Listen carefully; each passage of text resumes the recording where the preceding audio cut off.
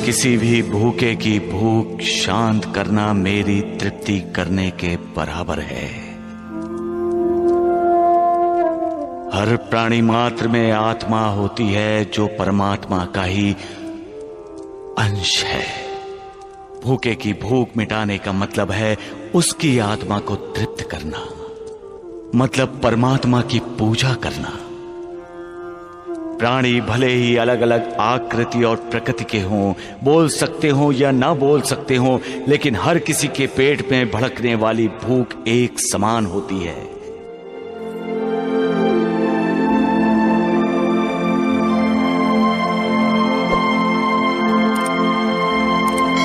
इस सत्य को हर किसी को जान लेना चाहिए कि जो भूखे को भोजन कराता है वो असल में मुझे ही भोजन कराता है। सबका मालिक एक। वो बहुत दुर्भाग्यशाली हैं जो मेरे बुलाने पर भी यहां आने से इनकार करते हैं। मैं यहां लोगों को पाप ताप शाप से मुक्ति देने आया हूं, उनके कष्ट, उनके दुख दर्द सहनी करने आया हूं। फिर भी जब वो लोग मेरे पास नहीं आते तो मुझे भी मानना पड़ता है कि इंसान की जिंदगी में कर्म और कर्मों से बना उसका भाग्य महत्वपूर्ण भूमिका निभाते हैं। ऐसे लोग ढोंगियों और पाखंडियों पर विश्वास करते हुए मुझे ढोंगी समझते हैं तो दुख होता है श्यामा मुझे। मैं लोगों को नई उम्मीद नई आशा दिलाने आया हूं, लेकिन लोग मुझे निराश करते हैं। फिर भी ऐसे लोगों का मार्गदर्शन करने के लिए मैं उनके सामने किसी भी रूप में प्रकट होता हूं। मैं आंसू हैं। साईं बाबा, आप हमें डरा क्यों रहे हैं? मैं भला क्यों डराने लगा आपको? मैं तो मालिक की लीला पर हंस रहा हूं। और क्या बाबा? मालिक के बनाए मर्द पुरुष की हालत पर तरस आ रहा है मुझे। ऐसा क्यों साईनाथ? सर्वश्रेष्ठ रचनाकार है वो, उसकी रचना श्रेष्ठ है। जरा पुरुष को देखो। मर्द एक औरत मर्द को जन्म देती है जिसे वो मां कहता है। दूसरी औरत उसका जन्म जन्म तक साथ देती है जिसे वो पत्नी कहता है। मां उसे 9 महीने पेट में रखती है। पत्नी पुरुष के सारे अपराधों को पेट में रखती है। मां मर्द को जिंदगी देती है और पत्नी मर्द की जिंदगी बनाती है। मर्द को जन्म देने के बाद मां को लगता है कि उसका अपना जीवन सार्थक हुआ, वो संपूर्ण स्त्री बन गई।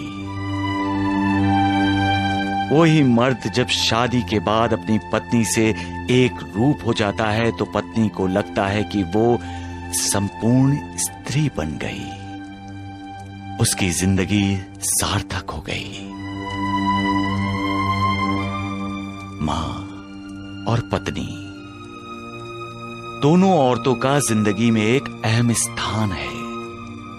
ये दोनों औरतें इस पुरुष के लिए ही जीती हैं और साथ साथ उस पर अपना हक भी जताती हैं।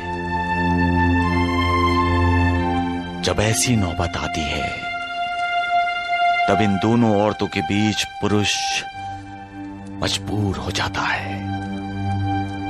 वो ना अपनी मां को नाराज करना चाहता है ना अपनी पत्नी को। उसकी हालत त्रिशंकु की तरह हो जाती है।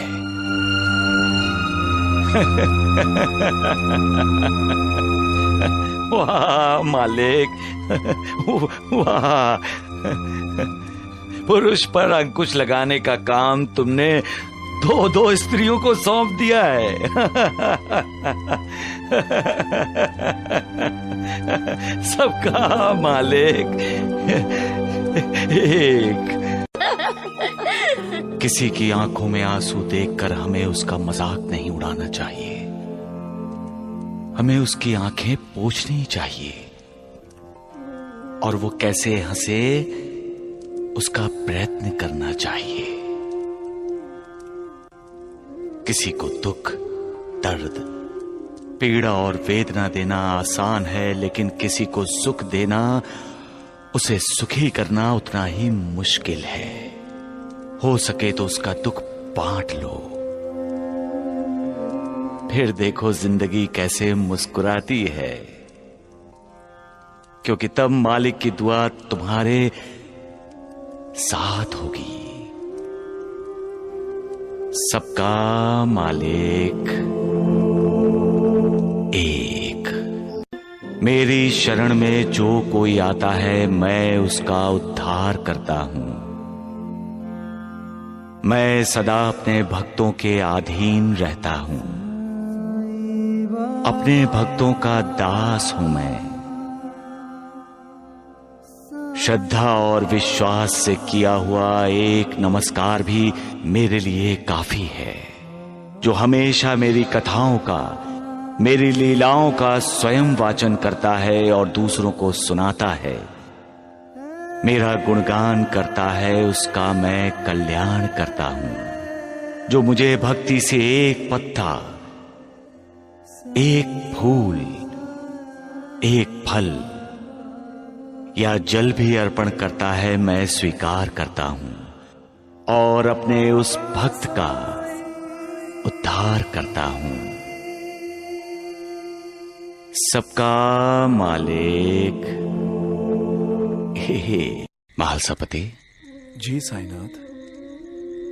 जहर का मतलब क्या है? जो जिंदगी हर लेता है वो जहर है साईनाथ। हाँ महालसापति,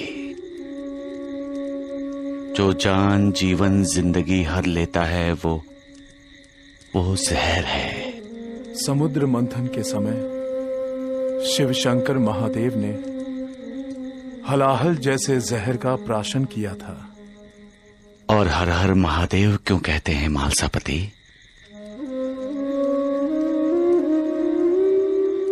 हलाहल जैसे भयंकर विष महादेव शिवशंकर ने हर लिया। जहर का दूसरा अर्थ है दुख, पीड़ा, कष्ट, संकट, विवेचना। हम हर हर महादेव कहते हुए भोलेनाथ शिवशंकर को विनती करते हैं कि जैसे उन्होंने हलाहल का प्राशन किया, वैसे ही वो हमारे कष्ट, हमारी पीड़ा, हमारे दुखों के जहर का प्राशन कर ले और हमें ऐसे जहर से मुक्त करें, हमें बचा ले। सबका मालिक